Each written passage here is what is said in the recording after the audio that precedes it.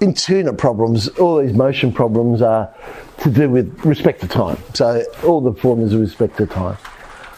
In extension, we take it a bit further and say, hang on, our formulas don't necessarily have to be in terms of time. We're going to look at what happens if it's in terms of displacement. So velocity is some function of x, some formula.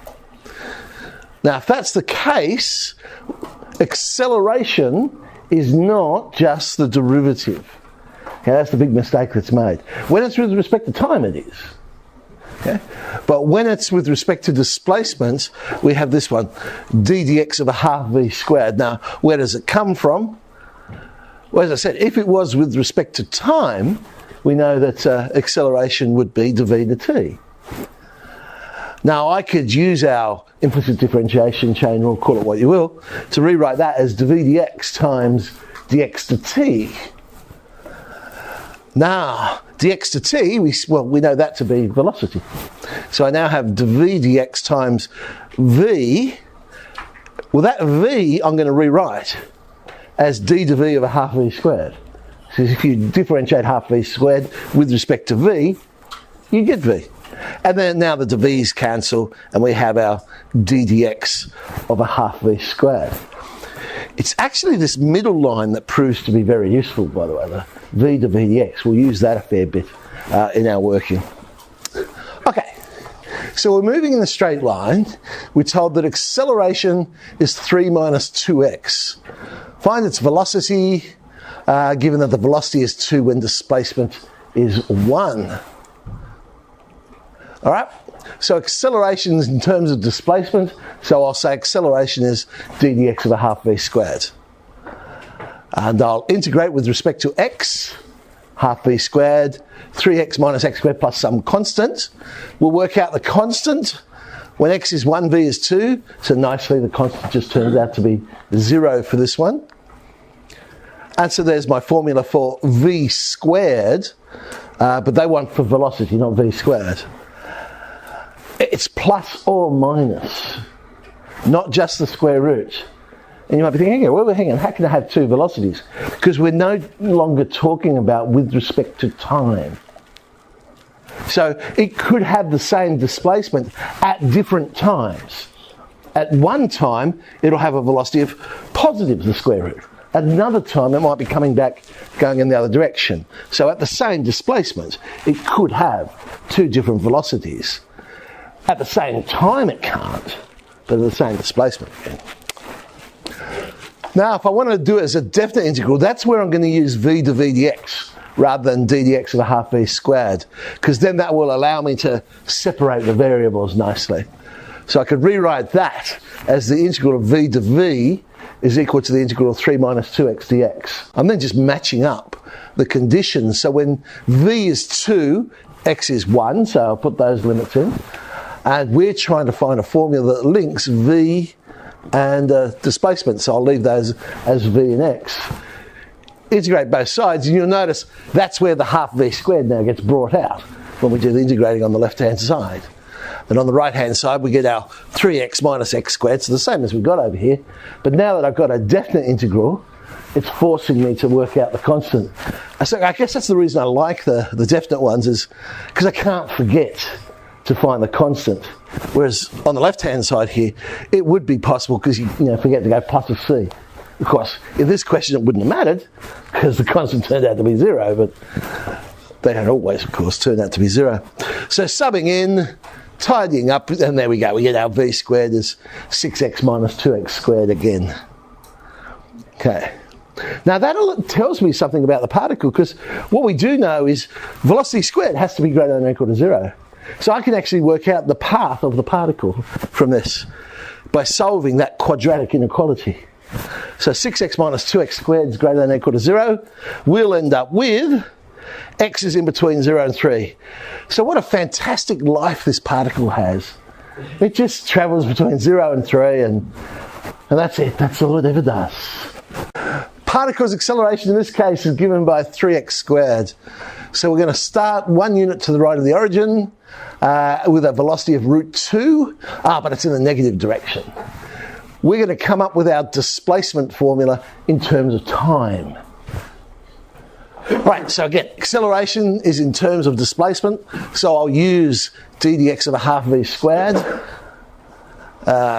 Integrate both sides. Our initial conditions, v is negative root 2. So subbing in, oh, how lucky was that? Constant 0 again. I promise you they don't always turn out to be 0. So v squared is 2x cubed. V is plus or minus the square root of 2x cubed. Now, we want to find x in terms of t. Now, velocity is dx to t. But in order to play around with that, I need to make a decision. Is it plus the square root or minus the square root? Well, before I do that, let's go and do it as a definite integral and come to the same stage. So v to v dx is 3x squared. So integral of v to v will be the integral of 3x squared. Again, match up the conditions. Integrate, sub in, and there you go, we're at the same point. I'm going to say dx to t is minus the square root.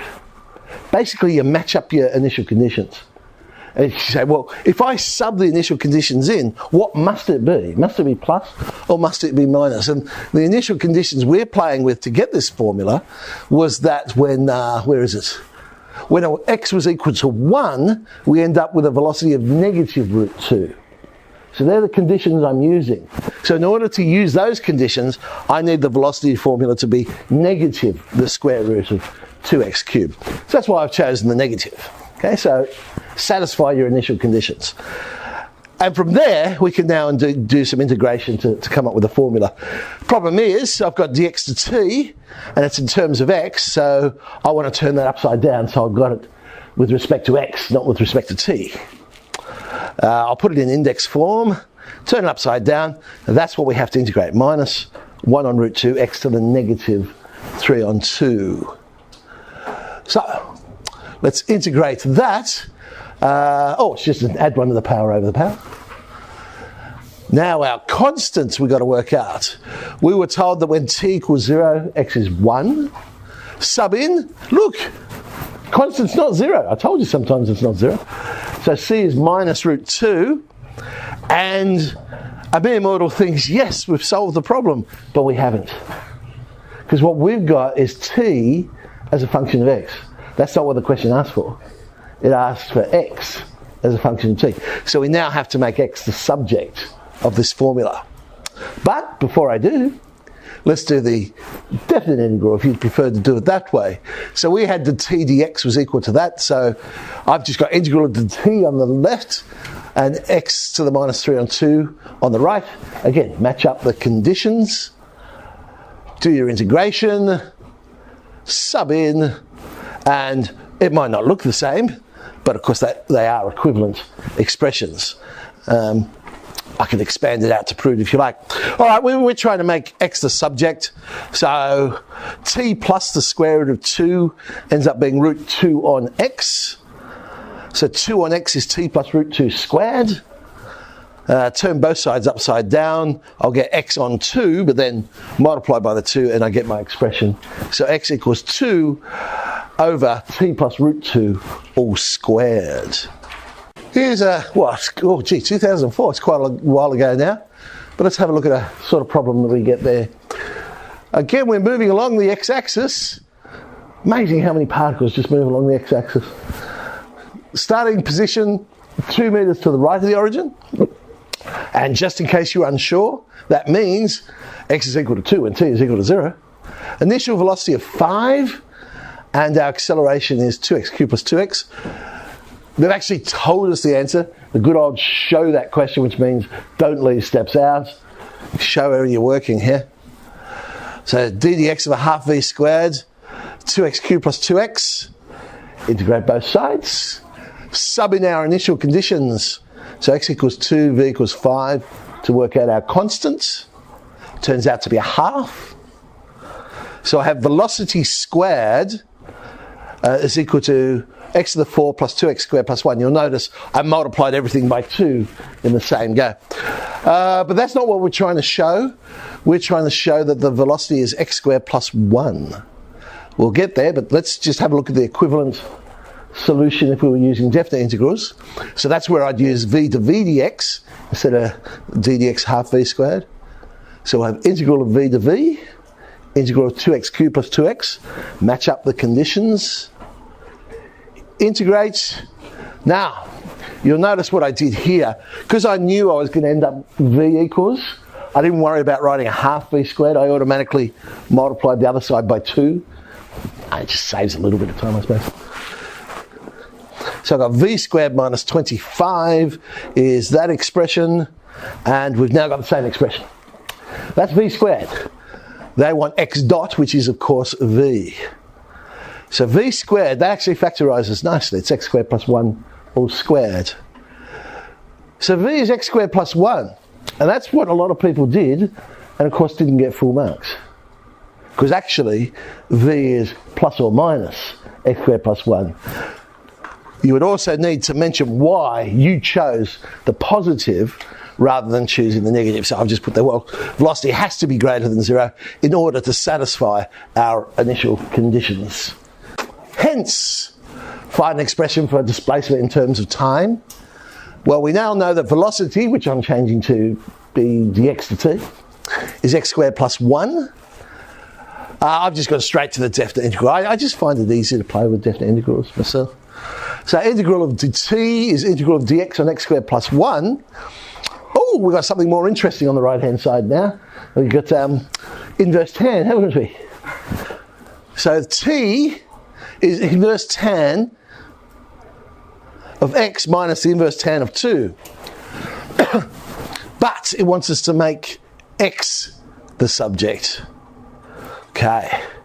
So inverse tan of x is t plus the inverse tan of 2, which means x will be the tan of t plus the inverse tan of 2. Mere mortal answer. Well, tan of alpha plus beta, tan plus tan on 1 minus tan tan. So we get tan t plus 2 on 1 minus 2 tan t. Okay. So we'll add 3e to our list of questions.